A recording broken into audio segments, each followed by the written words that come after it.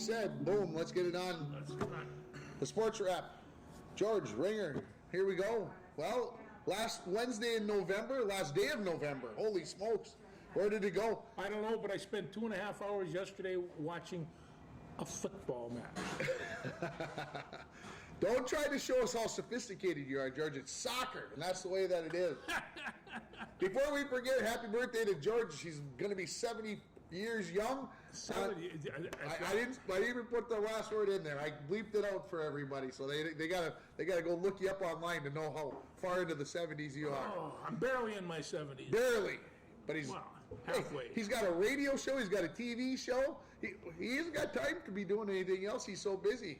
Anyway, what did you think of the soccer match, the football match yesterday that you watched? The last 9 minutes was maddening. Try listening to it on the radio. It was, and you don't have the picture. You're just you're listening for the crowd. You're listening for the inflection in the announcer's voice of is it going to be bad? Is it going to be good? Is it? Yeah. No, it really was. I mean, considering there was very little scoring, there was not a time in that whole soccer match that wasn't exciting. The last 9 minutes was fingertip hang on to. The first half, the first 45 minutes of the match, I don't think you're going to see the USA play better soccer than that. And they scored at 35, which I think they had to do, at least the experts tell me, that was their goal, is to score in the first part of the first half. And I think they were definitely trying to apply the pressure and make something happen so that they had that lead. And of course, 2 goals would have given them a little bit more cushion. And they had their opportunities. At least what they told me listening to it on the radio. The goal was incredible. I've yet to see it. This McKinney lofted it over to the corner kick, and this is Sergio. I got his name marked. Christian Polisiak? Polisiak? No, somebody else. Let me see what I have on here. Yeah, Sergio Dest. He's the one with the blonde head over there. He's got a bleached head, so you can see him really, really well. And he kicked that over, and then our friend Christian Balisic popped that sucker in just a beautiful, beautiful goal. How did he run into the goalie so hard that he's got a pelvic contusion? Well, I'm not quite sure what that pelvic contusion was, but, they got him in the hospital, and I saw a picture of him, and the first thing they had was an IV in him. So the guy was dehydrated. I think I don't know. Does that mean he got kicked in the family jewels? Yeah. I'm suspecting that's what it was. Somebody made mention. It was a nice way of describing it. Okay. All right. Well, I think we're in the 21st century, I think, and I think we can say that he took it in the anyway. So. But anyway, this is a great young team. This is the second youngest team in the tournament. And they said they were hoping that this would be the 2026 team because they're going to host it, in this continent for that. And so they really thought that this would be the thing. But they've got this Tyler Adams, who's the team captain, and he has every bit of sophistication as a 23-year-old ought to have, and a whole lot more. He was amazing, and he's kind of led this bunch, and they all acknowledged it. But these kids are young, they're hot, they're explosive, they're very fast. Yeah, that was the thing that I noticed. I watched the first 30-plus minutes of the match before I went on the road, and to me, Iran could not keep up with the speed of the U.S., although from the way that when I listened to the second half on the radio, it sounded to me like maybe the USA was running out of gas a little bit, that maybe they had, they had a number of injuries, and and then, of course, every time they had an injury, that's the time that they're going to add on to the clock. So one guy was down there, he was down there 4 or 5 minutes, where everybody's screaming, "Get up! Get this clock going!" We knew it was going to be long, and we had the feeling about Wales when they had a 1-0 lead, and they let it slip through their fingers in a match, as it turns out, could have been very, very important. Yeah. If the Americans would have won their first match, things would have been a whole heck of a lot easier yesterday. Anyway, the drama of the thing and the political drama of the whole circumstance. This reminds me of the '68 World Hockey Tournament that was held in Czechoslovakia, the game between Czechoslovakia and Russia, the same year that Russia invaded Czechoslovakia.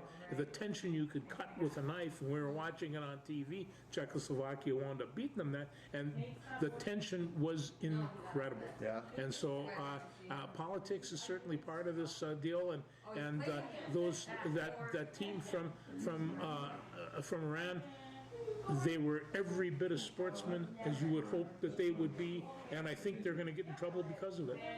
I do. Well, I thought it was very interesting. I saw a post about how one of the Iranian players, I'm not sure, I won't try to say his name because I'll blow it, but that 3 Americans went over and consoled them. Yeah. And that, hey, we're by politics, we're on, I can't reach that far, how far apart we probably are, that, hey, we're human beings, we're men, and we went out and competed, and the emotions are there, and so, I think both teams showed a lot of class. Iran was politicking for all kinds of penalties and reviews at the end, and why not? Your World Cup is on the line, so some interesting matches, some interesting results, and of course, some of the big upsets. Argentina losing, Belgium's lost twice. Here's the big stat about the United States: 2 shutouts. Yes. The United States has been in a lot of World Cups. Against one very good team. Yeah. Has been in a lot of World Cups. They haven't done that since 1930, that they had 2 shutouts in the group stage. Yeah. So, the States is going to be fun to watch. Here, I think they'll have their hands full with the Netherlands on Saturday, but this team in 2026, as you mentioned, here in Canada, U.S., and Mexico, it's going to be fun to watch. The crowds will be absolutely insane, and Tim's going to have to see if he can get a ticket. Well, come on. Yeah. I'm no soccer guru, but I know a good thing when... I'm going to tell you, at 8 o'clock on Saturday morning, and that's when the next match is. 9 o'clock? 9 o'clock Eastern. No, I think it's 9 o'clock Central. Is it? You keep talking. You talk about your anticipation. I'm going to look it up. I think it's 9 o'clock Eastern. But I could be wrong on that. Anyway, there were 40 million people that don't watch soccer that are all of a sudden on a bandwagon here, and it's a pretty exciting bandwagon. People are going crazy. 9 a.m.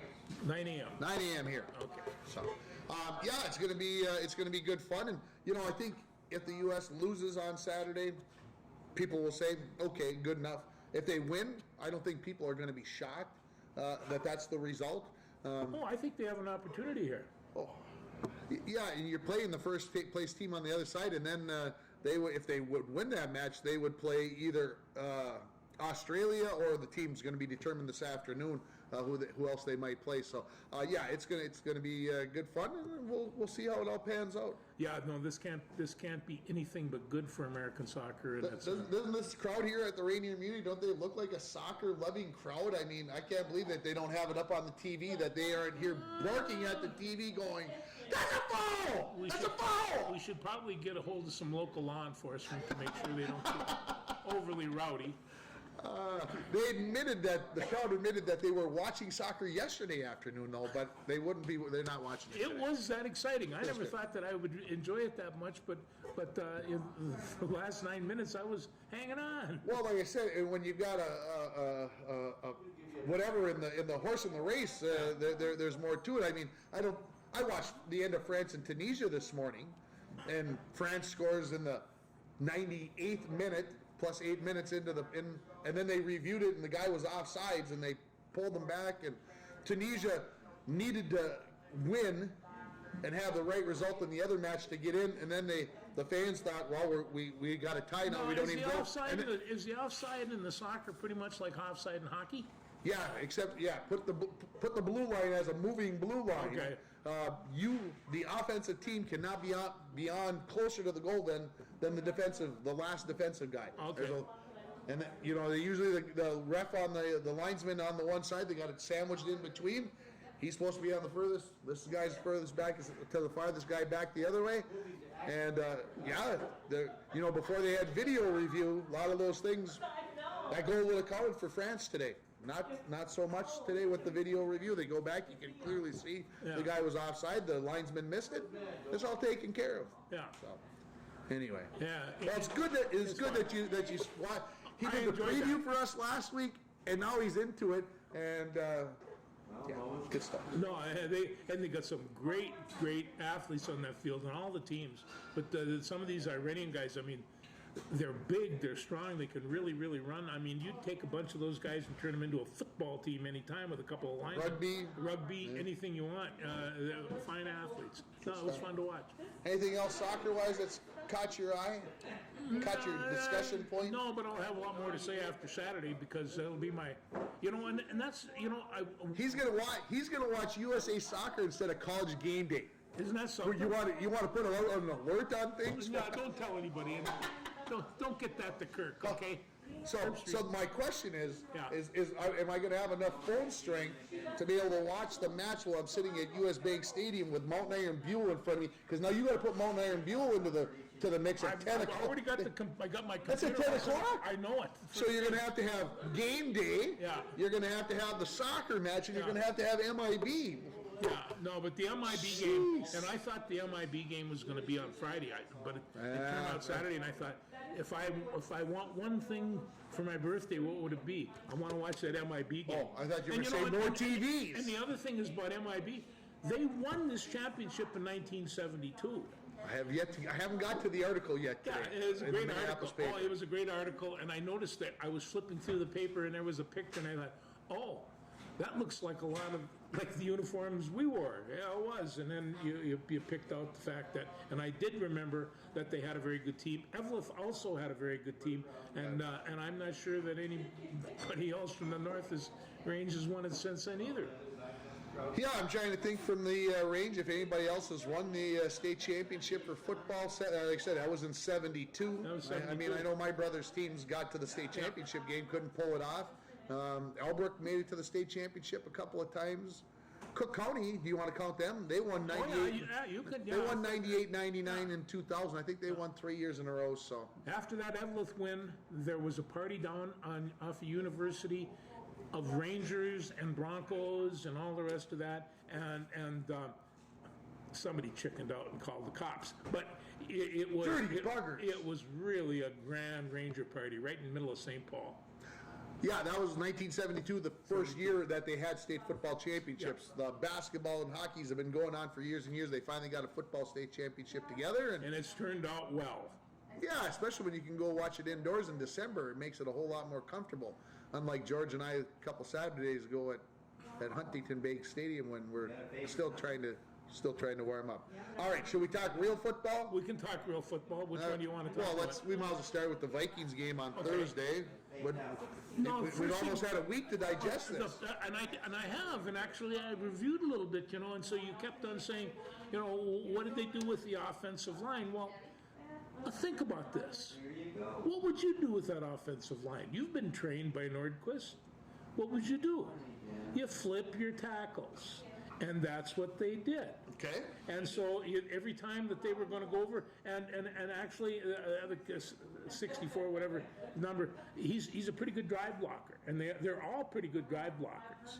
It's that pass protection. So when they were getting up any kind of thing, they just put him on the tight end side, and there were a couple of times that I noticed that they were also getting a lot of blocking from Hokanson.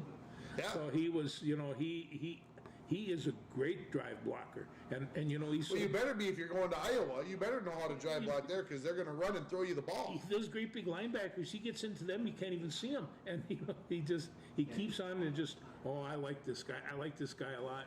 Yeah, I think the Vikings knew that they had to differ their protection, and they definitely protected Cousins well enough to get the win. There was the kick return by Wanwu and everything else. And our good friend over here, Lois, was at the game, so she was talking about how much fun she had at the game and how exciting it is and how they keep you busy and you can't leave your seat because there's always something going on. So, the Vikings. I'd like to say this. I think they were fortunate with a couple of calls. I specifically would like to mention the non-touchdown call on the catch that I was sure the guy had his hand underneath the ball, and the referee said he apparently didn't, and then lost possession, and yeah, that was a turning point of the game. Right now, they've got Osborne, a really fine receiver, Adam Thielen, an exceptional receiver, and probably the best receiver in the league in Justin Jefferson. And it's just like, if you take a look, Jefferson's doing some stuff this year that's not been done before by anybody. And, and he keeps this going. I'd like to see him put up in that most valuable player type thing. The only problem, of course, is Mr. Mahomes is, he's those quarterbacks, and running backs. That's what drives the league. So, it would be something if Jefferson could get that kind of consideration. All three of those guys pulled down catches that were just exceptional last week. Well, you got to remember now, Cousins ended up 30 for 39. Yeah. And the pass that I remember? The interception when he threw off of his back foot. Now, a guy who's been in the NFL for 10 years, 12 years, whatever it is, and he's throwing off his back foot. Oh, I even see that from Brady once in a while. Yeah, they think they can do more than they can actually. Yeah, they actually do it, and actually, Aaron Rodgers made a living off of throwing off his back foot. Well, Mahomes makes his throwing off the wrong foot. Throwing across his body, underhand, everything else. So, yeah, that one bad pass, like I said, 30 out of 39, that's a pretty good completion percentage. Some of them into tough spots. They are. I told you Saturday night when we did the Blues Hour, concerns me on the pass that set up the touchdown for Thielen in the fourth quarter. It looked like, to me, okay, that Kirk Cousins threw the ball as far as he possibly could to Jefferson, and the ball only went about 45 yards. Now, that only helps the naysayers for Cousins who think he should go away, but... Well, I don't want him to go anywhere. No, but there are people out there that don't like Kirk Cousins. No, and it's just like, we heard it the other day. They should. You're probably going to hear it on our other show, our radio show tomorrow morning, that somebody's going to call it that we should get a different quarterback. Still, did they have any? We're 9-2. Well, I bring this up all the time. I like multiple faceted quarterbacks. The problem with that is it's not. If they're going to get hurt, it's when they're going to get hurt, because they're going to get hurt. And Justin Fields is perfect example of that. And they just don't get little wingy dingies. They get really hard ones because they're running 17, 18, 20 times a game. And I said that about Josh Allen against Detroit on Thanksgiving. He takes a mammoth hit running down the center of the field, and it's just like, okay, who's going to tell him that, okay, it was nice that you got 3 extra yards at the 22-yard line? No, but it really didn't help us a whole bunch. That's why they created the slide. We don't need you to get those extra 3, 4. Now, if we're inside the 10-yard line and we need a touchdown, and it's 4th down, now we want you to stick your nose in there. But I question Buffalo's whatever, the letting Allen do what he does. Yeah, sometimes he makes bigger plays, but do you want him playing in the playoffs, or do you want him sitting on the sideline because he's so banged up that he can't, whatever? Yeah. Not that I want to see Buffalo win, folks. Trust me, I don't want I don't want them to come through, but I have no favorites. I just look at the facts. Now, Imperial evidence. Here's what I don't understand, George. Yeah. Okay. The most watched NFL game, non-primetime game in the last 20 plus years is Thursday afternoon's game between the Dallas Cowboys and the New York Giants. Yeah. Did I miss something?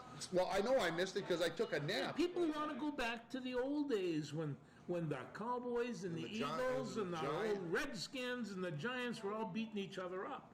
And any one of them could have won a Super Bowl. And they're kind of all there. Like, they really could beat everybody up. Plus the fact is that people aren't quite sure what to think of this New York team. And, and so I think people are it shocked me. Yeah. It surprised me. I didn't expect to hear those kinds of numbers for that afternoon game. I watched it. Well, my TV was on, but I wasn't watching. Oh, yeah. I was helping the numbers out because they can tell, I'm sure, that's how they figure things out. Now they got you on your cable box or whatever. They know where you're at. They probably are listening to your conversations. Shh, don't tell anybody. I try to hold my pro games down to 3 a day, no more. No, So- no more. He's going to add soccer in the morning, though, to help This Saturday trying to wean big difference. himself away. College, he can go 4 games, 3 only for pro on Sundays. He's got to I cut. haven't been going 4 because I got the Blues show. He can't stay up that late. Is what the problem is. Jeez Louise. Oh, I do like Saturdays. Wow. So, what else did we learn from NFL football this past week besides that Jalen Hurts can run a lot? Everybody thought Jalen Hurts was not going to be capable of running that Philadelphia team, and he's doing very, very well with it. And I think he's really fun to watch, but he is just like Justin Fields. He can run to beat the man, but he's going to get nailed. Those linebackers are really big and fast. Well, I took that big hit down about the 2 or 3 yard line, and that got him to about 140 yards rushing at the time. That was in the first half. And Dwayne says, how can he only get 17 in the second half? Was the NFL telling him not to run? And I said, did you see the hit at the 3 yard line? Exactly. Did you see how gingerly he got up where he could hardly move? These are the things I'm talking about, folks. You all can sit there and yell about Kirk Cousins and that he can't do this and that and the other thing. But he stays healthy, and that's you got to have a number one quarterback who's healthy. A quarterback can do a lot of different things. A quarterback is not a running back. A running back takes his hit square. He knows where he's going. He's trained to take these hits. He can see cracks.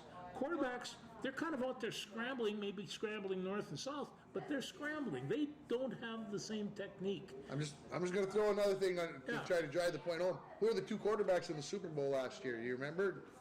Joe Burrow? Joe Burrow. Is he any big running threat? No. Not normally. Sometimes he can. And Matthew Stafford. Yeah. He's not a running threat. No, he's I mean, not. they'll go out and get their yards every once in a while. Those are the 2 quarterbacks in the Super Bowl last year. Yeah. Just saying. I'm not a big fan of those running quarterbacks because they get hurt. Not because they're not fun to watch or they don't do things, but they make things difficult. They do. Go ahead. And how do you? And I try to think, how do you plan an offense around that? Because it's so impromptu. It is, so, just right there. You don't know when it's going to be. Okay, the Eagles are 10-1. They are. The Vikings are 9-2. They are. Eagles have the tiebreaker. Yeah. So that means in order to get the home game and be the number 1 seed, we'd have to win 2 more than they would. Is it possible? There's 6 games left. Well, what do we got? San Francisco this weekend? New York Jets. New York Jets this weekend. Okay, they can beat the Jets. That shouldn't be. Can we make up 2 games on Philadelphia? Tough in 6 games. I don't think it can happen. I mean, it could, but I don't think it will. Well, because remember, the Vikings got to go to Green Bay and Chicago outside in January. It's going to be hard to beat both those teams. It is. Yeah, no, I agree. No, so, it's anyway, tough outside. okay, so we understand that we're probably going to have to go to Philadelphia to win. So I ask you, 2 months in advance, can we beat Philadelphia in Philadelphia? You know, if you would have ever told me at the beginning of this year that we'd even be asking this question, I'd be utterly amazed. But yeah, they got a good team, and the defense they're making believers out of me, slowly but surely. I'll ask it this way. Yeah. Did we think that they could go into Buffalo and win a couple of weeks ago? I don't think we thought that they could, but they did. When that was asked on me, I says they can beat Buffalo. The team that I'm worried about is Dallas. And I told them why. Because Micah Parsons was Viking hunting that day, and he did very, very well. One of the key was last Thursday, they didn't have a Micah Parsons to deal with. Yeah. And that's he wasn't determined. Well, there's not many teams that do. No, we should get one of those. You think there's any laying around in the back room that we can just pull out? He's an amazing man to watch. So he is down for number 10 of most valuable player. So he's still on the edge, and for a defensive man, that's not bad. Let's move on to the Golden Gopher football team. We should. And you watched, I assume? I did. And? It's like one of the things when you see how much fun they're having beating Wisconsin in Camp Randall Stadium, and you see all those really sour-faced looking red-coated cheeseheads. I mean, they go down, they put everything on. You know they're from Wisconsin to begin with, just because they got the sour look in their eye. But and a Polo sausage sticking out of the eye. Yeah, they do. But, hey, Fleck has beat them the last 3 times in a row. Two times. I think that he's. I don't know about him, and I'm not sure I know about the Gophers, but they're an awful lot of fun to watch. And they got 2 redshirted freshmen. One can catch passes, and the other one can throw them. And Here's my 2 takeaways from the game. Obviously, Mo didn't get 100 yards for the first time in 20 games, which was disappointing. Stuck at 70. And Wisconsin outrushed Minnesota for the game, team-wise. That concerned me a bit. Because we hang our hat on running the ball, but let's just say this, that Wisconsin sold the house out on stopping Mo, and Cal McManus stood up and did the throwing and got things done. Well, he did, and Lemeke Brockington picked up a really nice touchdown, and if you take a look on defense, and they ran a lot of yards, but they did it between the 20s, and we always know defensively that's not to sweat it. Let them play football within the 20s, and they did a lot of that. They only scored 16 points, but they did seem like they had control early, and then Minnesota just kept on kicking those field goals. And then they wound up getting that last touchdown, which really, you could just feel the balloon deflate from that. There was no way that Wisconsin, but I'll tell you, I think Minnesota is a better team than Wisconsin is. I thought that at the beginning of the year, not as much as I did at the end, but there's no reason for Minnesota not to have gone in there and beat them. Yeah, I think the big thing is Wisconsin gets first and goal at the 5-yard line on the final drive, and then they take 4 penalties. And one up in a 35 or a 30-yard line. Yeah. It's just like, and you could see, 2 of it was 2 linebackers, but they also had their second team quarterback in. Mertz wasn't in anymore. That didn't help. And that didn't help. And well, it did help, I guess, if you're looking at it from our standpoint. I just know that there was an offensive line coach that was just going absolutely bonkers, because that's no way to go backwards. You can't score that. Not at that point. No. Big Ten, 2 teams make big splashes this week with coaches. Nebraska goes out and gets Matt Rule, who was at Baylor and then went to Carolina in the pros and was fired, and now he's coming into Nebraska. Can he save the Cornhuskers? No, they talked about that, and they says what Nebraska used to do is they'd go down south and pick up players, and they go out east and pick up players. And the eastern seaboard is not very good picking anymore, because you got Rutgers, you got Maryland, you got Penn State, you got a lot of teams out there that weren't there when Nebraska as Big Ten teams, and so I don't think Rule can do that. I think they're gonna have to rebuild from top to bottom. Wow. Yeah, he went into Baylor, and nobody thought that Baylor could go compete against the Texases and all the other Texas schools, and they did. So I give Nebraska a swinger's chance here of making things happen. Wisconsin goes out and they hire Luke Fickell out of Cincinnati, who got his bear catch to the playoff. Was that a total reaction to the game on Saturday? No, I think they were planning something, but they were not trying to rock the boat during the season for Wisconsin, for the players and coaches that were already there, and they didn't want to mess around with Cincinnati either. I think they were calculating, they were looking, they were planning. This is Luke Fickell, obviously brings Cincinnati out of, I can't say obscurity, but to prominence as a Power 5 school that's pretty, that's not in a power conference. So, Fickell coming to Wisconsin's a big deal. That makes things way more interesting in the West. I don't want to move it too far ahead, but now the new ratings are out, and who's number 4? Well, USC is number 4. Southern Cal. And they've been working all year long for that part of respect. You keep talking. I forget who USC's playing in the Pac-12 championship game. I really don't know. I got to check. It is going to be USC and Utah. Well, that should be worthwhile. Yeah, that's definitely worthwhile. I like Utah, and I look for the upset. I just have a feeling USC gets there and they lose, TCU is number 3. They're in the Big 12 championship game. They win. Michigan's in the Big 10 championship game. They get Purdue. Ooh. Yeah, no, that's That game I don't think is going to be worth watching. But of course, we said that a couple years ago. I think when we talked about Northwestern against Ohio State, like there's no chance. Northwestern can't stand up, and they were right there, right to the bitter end. So hopefully, I'd love to see Purdue give them a game. I don't know. Well, let's talk about that Ohio State-Michigan game because it is deserving of a mention.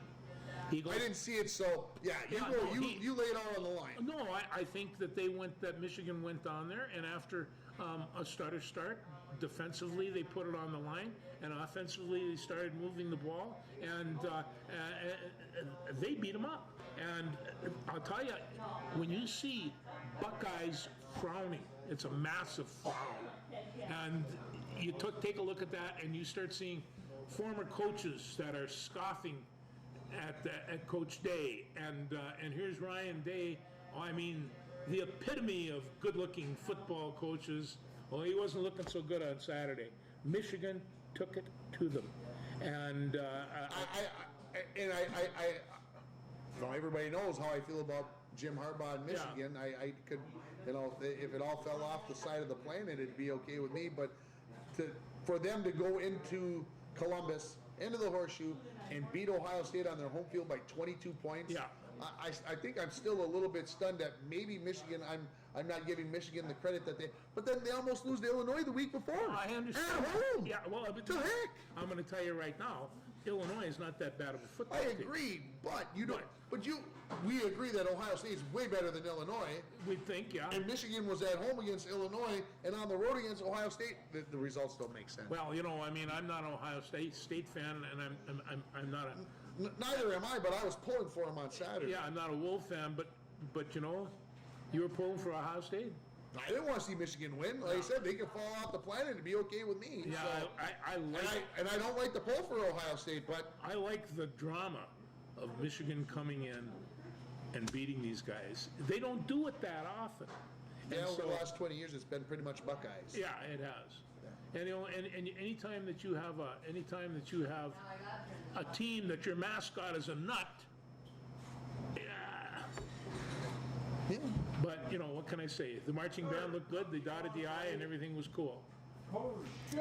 So LSU lost again, so they're kind of out of the mix. But they're in the SEC championship game against Georgia this week. Can they beat Georgia? Yeah, I think they can. But Georgia's a very, very fine football team because they have a great offensive line. Good okay, let's play devil's advocate. Let's say Georgia loses. They're number 1. Do they drop out of the top 4? I don't know if they drop out, but they're all done being number 1. Oh, no doubt about that. The biggest question is, are they out of the playoffs? Because I don't think they should be.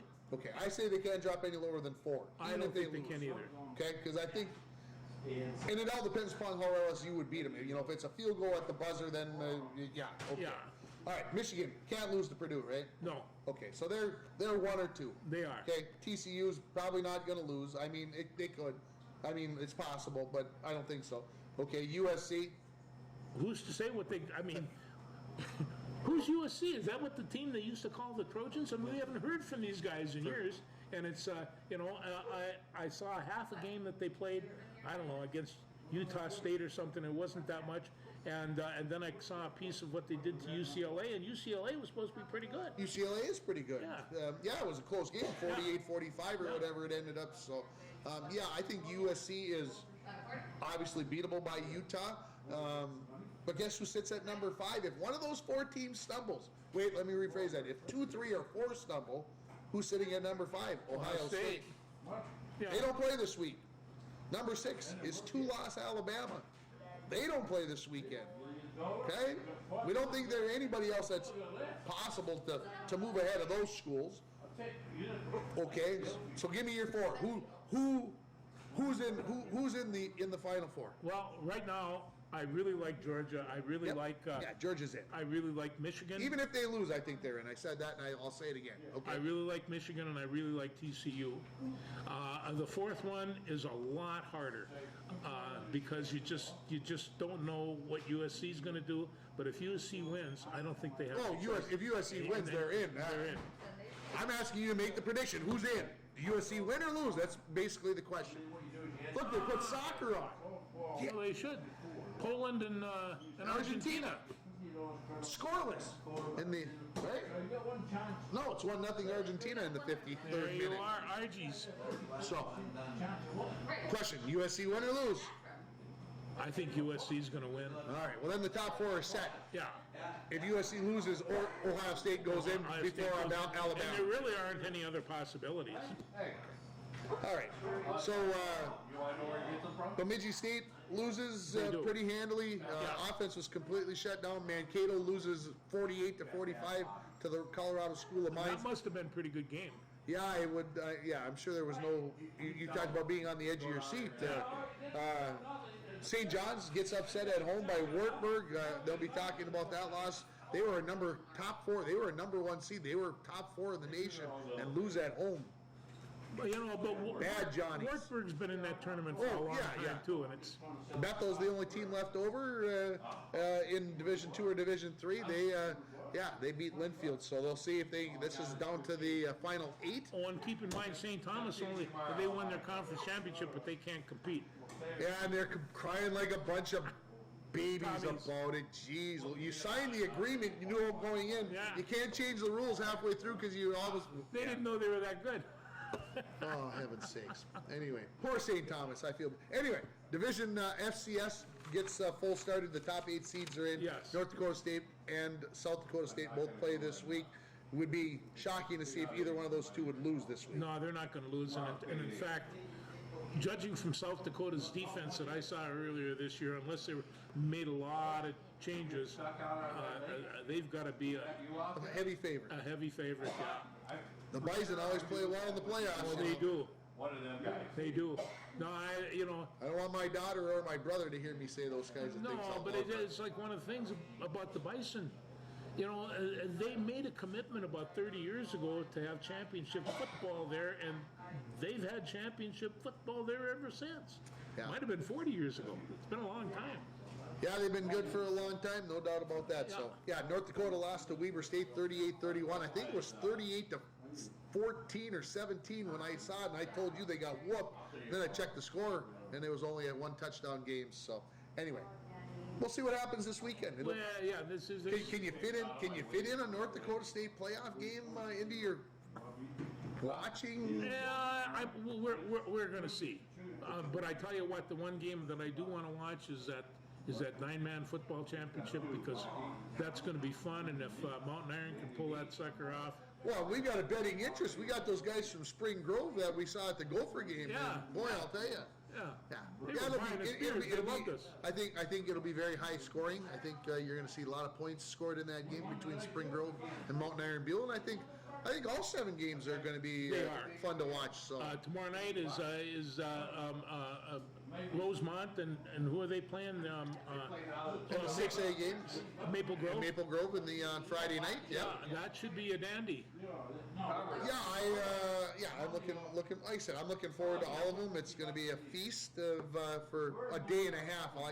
I got UMD hockey tickets. I haven't seen my Bulldogs since October. I got to get there to see them play hockey. The season doesn't get interesting till after Christmas anyway. Well, I understand that, but when you paid money for tickets, you don't hate to see those. Do you want to things. make any comments about our Minnesota Gophers and Arizona State? Does that help? Does that let you know how I feel? I laid that out there. Didn't know what he was Like going to do a with big it. But I knew he was going to do something with that one. Yeah, it was nice to see Arizona State take one from the Gophers. I mean, and they could have lost on Friday night, actually. They could have lost both to Arizona State. Now they got to go to Michigan State. Michigan State's 11-4-1. Yeah. And I shouldn't laugh too hard because the Bulldogs aren't performing like we would like them to. So anybody who knows how badly I despise Gophers hockey, Eli I can't get him to figure it out that yes, it's Minnesota hockey and we cheer for Minnesota football and Minnesota basketball, but we don't cheer for Minnesota hockey just because of the Dogs and so. Yeah. No, there's nothing the matter with rivalries, and like I remember my days at UMD, and we went to the U, and I knew half the guys on the University hockey team, knew all the guys in the UMD hockey team, and that's where you get brainwashed, and you become a Bulldog fan forever, and there's nothing you can do about that. It's just kind of the way it works. We went to a St. John's basketball game too with the UND Bulldogs, and everything went real good until, of course, somebody had to throw out the fish, and and that. They didn't go over so well? No, the rat section of the basketball game, they weren't nice. Well, they weren't nice anyway, but but that did happen. And then one of the guys in the St. John's team, not to mean it up, Clyde Ecker. Clyde Ecker used to play for the Bulldogs. We went down to see Clyde. He was a championship point guard for Bob McDonald at Chisholm. And so he was down there, and of course, we were really on his case, and sure. And he enjoyed it afterwards. He came over and platted us and shook hands, and it was quite a game. Actually, my wife was even there, so okay. Yeah, she was cheering for the other team. Cheering for the wrong team there, Shuya. Anyway. So yeah. So let's move into the volleyball realm. Yes. Let's talk about that, because otherwise we'll get into maybe some of that other stuff and we'll forget about what we want to talk about. The Gopher volleyball team has a heck of a weekend. They go to Ohio State, who's ranked. The Gophers are 9 last week. Go and play number 8 Ohio State. Go in and win in 4 sets in Ohio State. Then jump on the plane, fly to Omaha, ride the bus to Lincoln, and take down number 5 Nebraska in 3 sets on their home floor. So how good are the Gophers playing, folks? Well, they are playing. They're playing very good, and they're just peaking at the right time right now. And they got 3 more weeks to keep peaking, so I hope they didn't peak too soon, because they are the number 8 overall seed. They are in with number 1 Texas. They would get them with the right to go to the Final Four. And so, they obviously got to beat the big dogs at some point anyway. Didn't they play Texas earlier this year? They did play Texas earlier, and Texas kind of cleaned their clock. They took 1 set from them, as I recall. What I tell you, the other thing is that this is not the same Gopher volleyball team. They have improved, and when they're playing well, they're playing very well. Yeah, I think Booth has come along and everything else. Taylor Landfair was named Big Ten Player of the Year today. So well-deserved there for Taylor. She's, I'll say this, she's a beast. She is. She's an animal. She's got, wow. Anyway, they were saying that she averaged 4.99 points per game. Wow. I mean, you're playing at 25, and she's getting 5 of those points. 5 of those points. That's 1/5 of the scores. Yeah, so she's pretty good. So anyway, the Gophers play at home Friday night. They get Southeastern Louisiana, kind of as a 15 seed, because the Gophers are a 2 seed if you're thinking NCAA tournament mindset.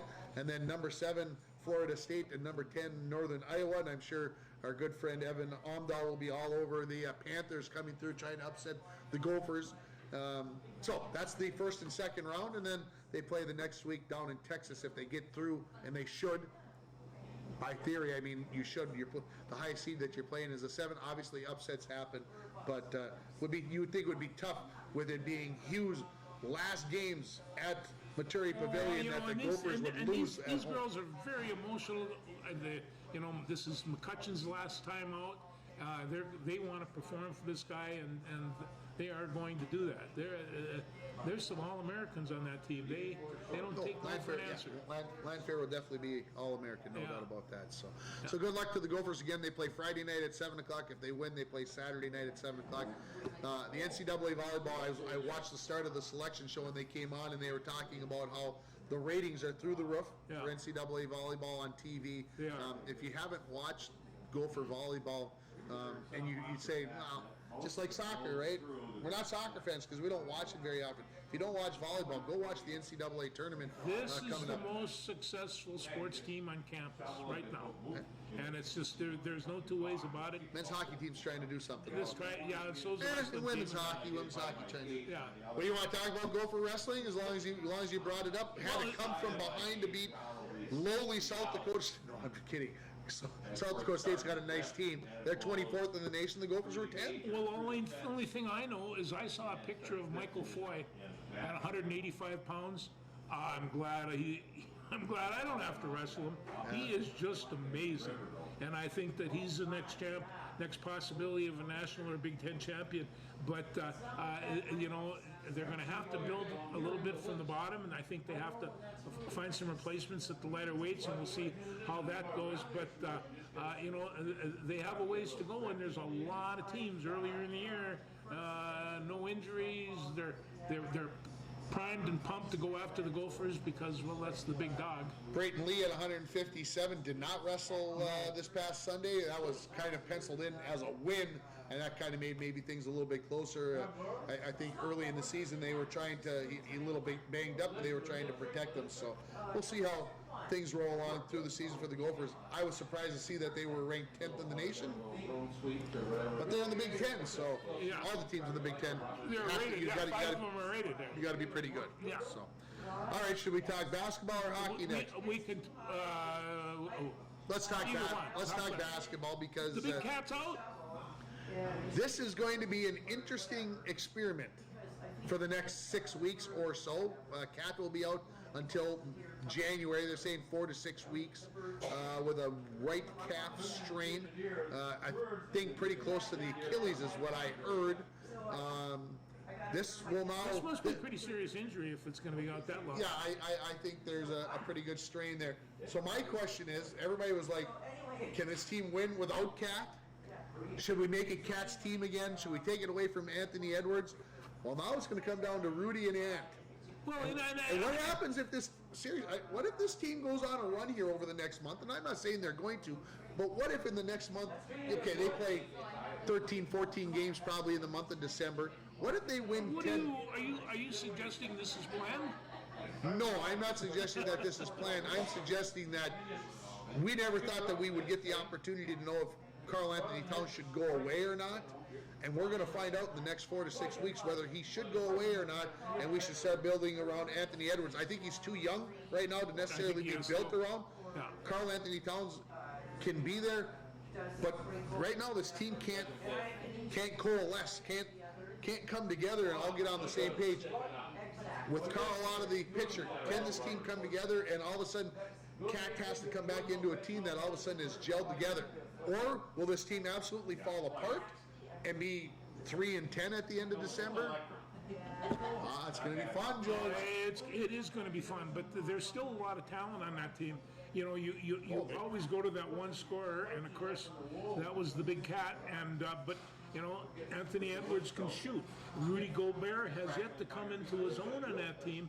And so, you know, let's just see if he can get some kind of offense going. Let's see if he can get some kind of defense, anything going. He is the leading rebounder in the NBA. I mean, so I don't. Like I said before the season started, we didn't bring him in for his scoring. No. We brought him in for defense and rebound. But even I was watching the other day, and they couldn't get an offensive board to save their life. Maybe you have to get a down payment on those and get a mortgage. I don't know, but they couldn't get an offensive board. Well, the Wolves get your boy tonight, John Morant and the Memphis Grizzlies, and we brought Rudy Gobert in because we couldn't rebound against Memphis in the playoffs last year, and when we played Memphis 3 weeks ago, we couldn't get a rebound then either. So.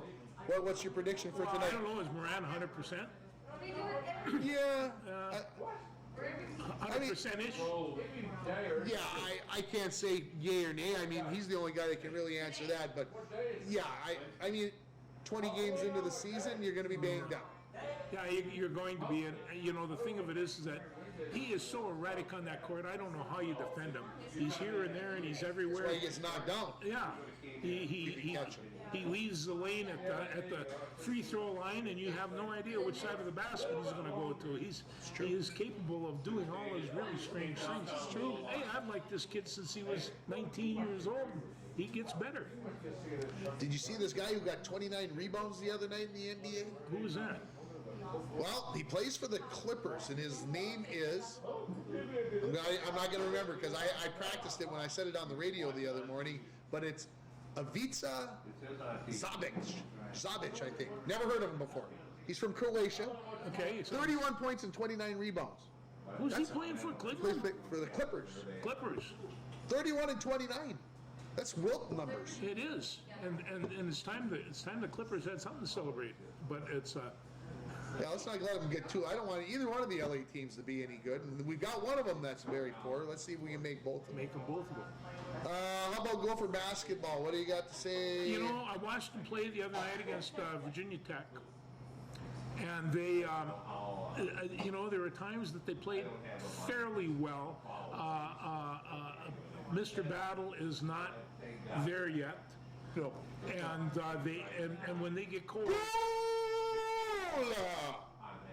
Argentina, 2-0. Argentina beat Poland. Not well. It's not over yet. They just scored.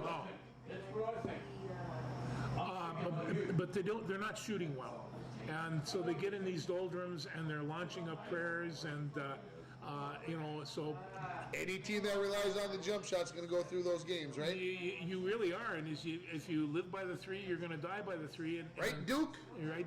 Even I'm wearing my Duke colors today. Yeah. I thought that was Kentucky. Anyway. Oh no, yeah. So, yeah, So they got a ways to go. No, yeah, there's a long way to go. You know, yeah. when I watched Michigan play the other day, and they had this big Dickinson at the center, he's just a horse. And then Purdue has this Epley. I mean, these guys are all 7'2", 7'3", 7'4". They're huge. Gophers get Purdue on Sunday. Gophers get Purdue on Sunday. Yeah, that's going to be ugly. It really could be, because Purdue's playing very good basketball right now. That's why I say that. Maybe a week will cool them off. I doubt it. But they're right there. Is that at the barn? No, that's at Purdue. Oh, that's even worse. Yeah.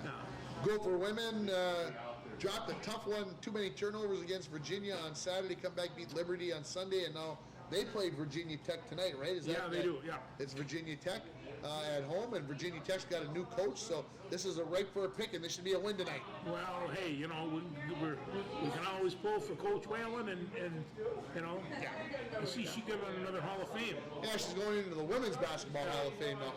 How does she get into the Basketball Hall of Fame before she gets into the Women's Basketball Hall of Fame? I'm not quite sure how that works. I don't know either. It doesn't really matter. She's in both and well-deserving. No doubt about that. Okay, anything else? Other basketball? It's 4 overtime game on Sunday between Alabama and North Carolina. Yeah. I got to see the last 9 seconds. And that was all, That's all you needed. Yeah, it was 4th overtime. Well, you know, anyway, the Gopher thing, this could be a long season. Oh, it's going to be long. But they're going to be bringing in people, and they are going to improve. I feel real good about this team. It's just that when you line them up against the big dogs, it just doesn't look so hot. Yeah, it's going to be, If you're hoping for a good season, don't be disgusted when they lose. No Big Ten championship this year. Yeah, don't get disgusted. No. All right, let's move on to hockey. The Wild, we'll talk about them first. Of course, they keep doing this. Bob it up and down, win, lose, play good, play bad. But the one constant is number 97, Kirill Kaprizov, 9 straight games with at least 1 point. An awful lot of people really liking this Reeves trade that they made to put a little protection for Kaprizov, and I think that this might be a pretty good move. Well, I think it's a great move. Yeah. Marcus Foligno needs to be on the ice. He doesn't need to be the enforcer, although he has the size to do that. He's 6'5". I mean, but it doesn't seem to me that he has that kind of attitude, and Reeves does. I agree. Yeah. I agree. So, the Wild sent Marco Rossi down to Iowa.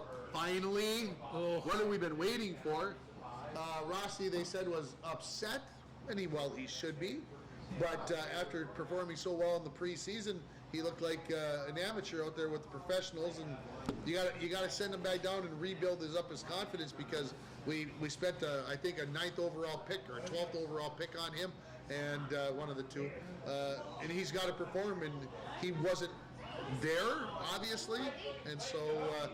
The Wild finally made the right choice, because he needs to be playing 20 plus minutes a night. I think he does too, and that's where he has to go. And the fact of it is that at the professional level, if you're not performing, you're out of there. Well, that's yeah. kind of The way it thing is, you know, it's just like Major League Baseball. You get sent down to AAA. Things aren't going well when you first get called up. Things aren't going well. You got to move down. So, no big deal here. But did you see the Kraken score from last night? No, what was that? The Kraken beat the LA Kings last night 9-8 in overtime. 17 goals? In an NHL game, 17 goals. Oh, that's not football. That's scary stuff there. Yeah, it is. Yeah. Goaltending and defense were just. I don't know. Yeah. So, yeah, Seattle actually had 8 goals after the second period. Did not score in the third period. LA tied it up, and then Seattle wins it in overtime. So, no lack of scoring there. The horn going off at that game. So. No, and the thing of it is that there's so much sports going on right now. If you live in any major city, you can pick. You have so many choices. Minneapolis, there's so much stuff going on down there, and they seem to be filling the stadium. So, a lot of people are getting out and about. And the football fans, they're pretty happy. Lois said that the tickets behind the Vikings bench, $1,100. One ticket, not 4, one, $1,100. I guess I could go out and sell a kidney or something, make that happen. I'm not saying kids I don't want to go watch a Vikings. You could maybe get your wife a good part-time job or something, Yeah, she's got she's got that full-time job. She takes care of Eli because I'm never home. And then she should pick up a part-time job. Yeah, you're going to try to get the divorce papers filed here. Yeah. Keep talking like that, George. Oh, she's a pretty good sports fan too. Yeah, she likes her hockey. So she moved up a notch on the ladder when she got to there. She won't go watch football. Basketball would be very difficult, but she'll go watch hockey. So yeah. What else have we got going on? Anything? I can't think of anything right now, but we've got a good weekend of sports coming up, and I'm really looking forward tomorrow and on Saturday to the high school football tournament. Yeah, we probably should have listed all 7 games, but I think we Channel 45, it's on there. You get the gist, and if you've got Midco, it'll be on Channel 140 on MeTV there, so I think you can watch it along the way. And high school season's, of course, getting into full swing. The girls hockey team had a couple of exciting games over the weekend. They lose 6-4 and 5-4 to Morris Benson area. The girls, it was a lot of fun.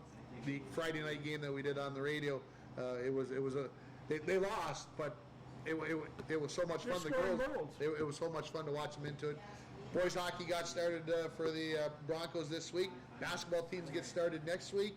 The swimmers will get going the following week with their games. And what do we have going for boys basketball these days? Well, we've got a new coach in John Reller. We've got a very youthful team. Last year's boys basketball team finished the season. I think in the last game they only had 9 players. That was everybody, 9 through 12. And 6 of those, I believe, if I remember right, were seniors. Ooh. So you've got a big group of 8th graders. Jen's son is one of them that's, I think, coming up into the 9th grade level. And I was at practice the other day. Matter of fact, I got to go record a Coach's Corner interview with Coach John Reller and the captains this afternoon. And I'll find out the exact number of kids they have, because last year they only played 1 JV game. Think about that. The entire season they got to play 1 JV game. That is a detriment to what your kids can do, because those kids that weren't playing at the varsity level hardly got to play last year. They got a lot of practice time, but they didn't get much chance to do it in the games. Maybe we should consider a high school portal. Ooh. And we'll just, come live with us. I thought we had open enrollment already. I thought we had the portal already. You can recruit. Whoa! You don't tell me those private schools ain't recruiting there, cowboy. We're gonna. Yeah, that's crazy. Nothing else? No. Happy birthday, George. We'll talk to you next week. See you guys.